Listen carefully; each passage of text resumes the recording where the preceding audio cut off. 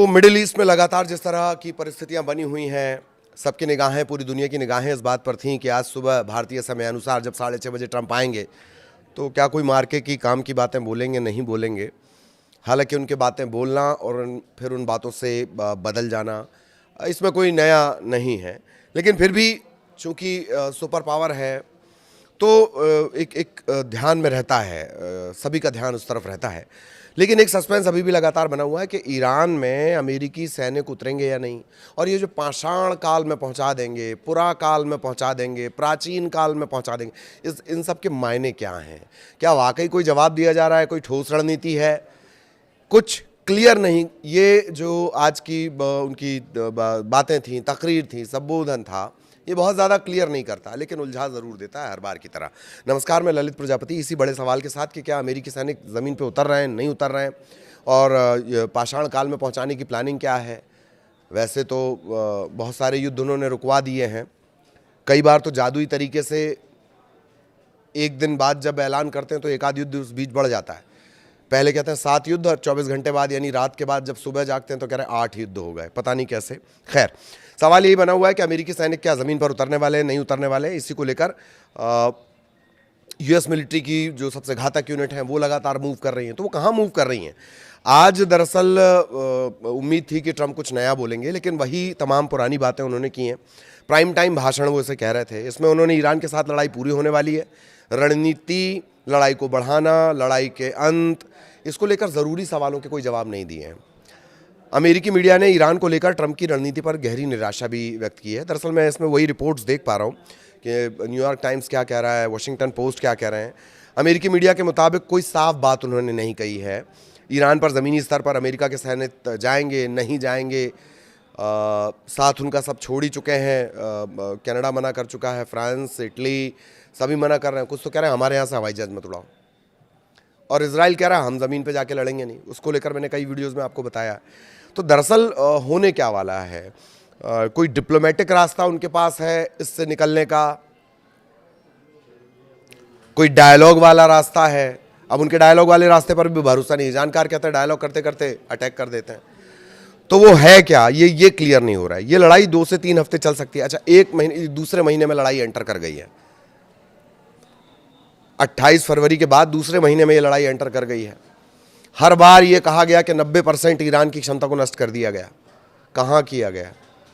ताबड़तोड़ हमले कर रहा है ईरान। खैर, रणनीतिक होर्मुज स्ट्रेट का उन्होंने जिक्र किया। दूसरे देशों को, खासकर जो मिडिल ईस्ट के तेल पर निर्भर है, इससे फिर से खोलने के लिए आगे आना चाहिए। लड़ाई खत्म होने के बाद पानी का रास्ता अपने आप खुल जाएगा। सवाल वही जस का तस कि जमीन पर कब उतार रहे हो सेना गुरु? जमीन पर कब सेनाएं उतरेंगी? न्यूयॉर्क टाइम्स क्या कह रहा है? ट्रंप ने इस इलाके में सैन्य ऑपरेशन के मिले जुले नेचर के बावजूद इजराइल समेत खास साथियों की भूमिका के बारे में विस्तार से नहीं बताया। इतना ही नहीं, उन्होंने नेटो साझेदारों के साथ सहयोग पर बात की, जबकि रिपोर्ट्स में गठबंधन के समर्थन को लेकर पहले तनाव के संकेत मिले थे। ये कौन कह रहा है? ये न्यूयॉर्क टाइम्स कह रहा है। बार बार ये कहा जा रहा है कि ग्राउंड बूटिंग कब होगी, यानी ज़मीन पर सेनाएं कब उतरेंगी। इसको लेकर कोई बात नहीं की। मिडिल ईस्ट में अमेरिका की 82वीं जो एयरबोर्न डिवीज़न है, उसके 3500 से 4000 जवानों के मूवमेंट की बात आई थी। वो ऑपरेशन के लिए जाने वाले हैं।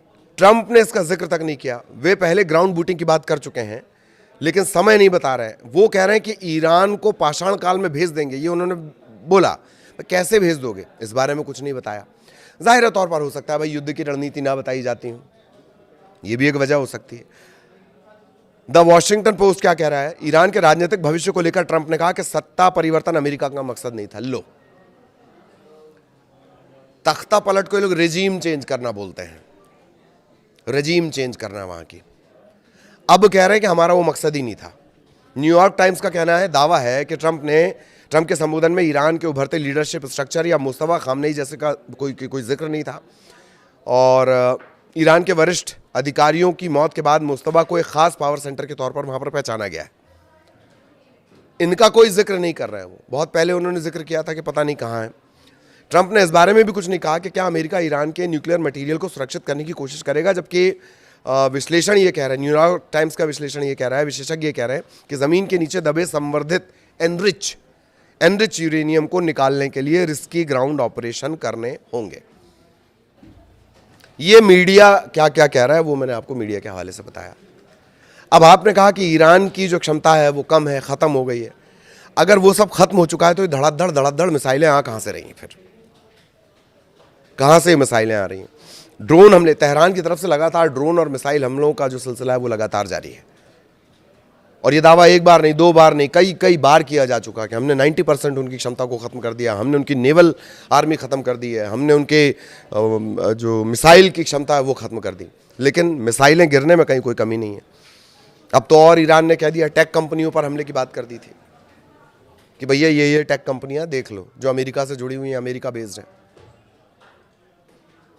और ये भी कहा जा रहा है, आप कह रहे हैं कि हमारे डायलॉग्स हो रहे हैं, बातचीत हम कर रहे हैं। ईरान ने साफ कह दिया, पेजेश्कियान ने बाकायदा एक पब्लिक पोस्ट की, अमेरिका के लोगों के लिए लेटर उन्होंने लिखा है, पेजेश्कियान ने। और पेजेश्कियान उस लेटर में जिक्र कर रहे हैं कि हमने कभी युद्ध नहीं छेड़ा,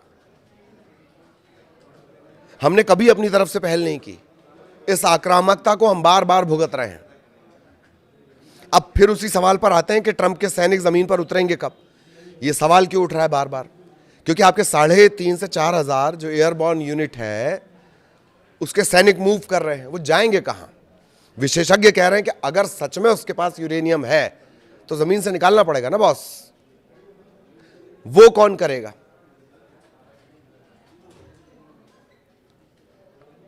इजराइल इनकार कर चुका है कि हम जमीन पर कोई मदद नहीं कर पाएंगे, मिसाइल उसाइल दागने तक सब ठीक है मामला, हम जमीन पर मदद नहीं कर पाएंगे, उसने साफ इनकार कर दिया है। और बाकी चाइना ने तो रिस्पॉन्ड तक नहीं किया था। फ्रांस, इटली, स्पेन, इनके किस तरह के रिएक्शन आ रहे हैं वो आपने देखा ही, हवाई जहाज नहीं उड़ने दिया जा रहा है। इन तमाम परिस्थितियों के बीच आप अगर कह रहे हैं कि भैया हम पाषाण युग में लेकर चले जाएंगे, उसकी क्या प्लानिंग है? मीडिया ये जानना चाह रहा है। ठीक है, पूरी प्लानिंग मत बताइए, पर मीडिया के सवालों का तो जवाब दीजिए। मीडिया के सवालों का भी जवाब नहीं दिया गया। आज जो ट्रंप का साफ तौर पर उन्होंने ये भी नहीं कहा है, वो कह रहे हैं कि कुछ एक हफ्तों में ये हो जाएगा, युद्ध बंद हो जाएगा। कैसे बंद हो जाएगा? क्योंकि यही बात तो आप कहते थे कि ईरान की तो हमने मिसाइल क्षमता नष्ट कर दी है, वो तो मिसाइल मारे जा रहा है। तो यही सबसे बड़ा सवाल बना हुआ है। कोशिश करेंगे इसका जवाब मिले, और जवाब मिलता है तो जरूर आप तक पहुंचाएंगे। नमस्कार।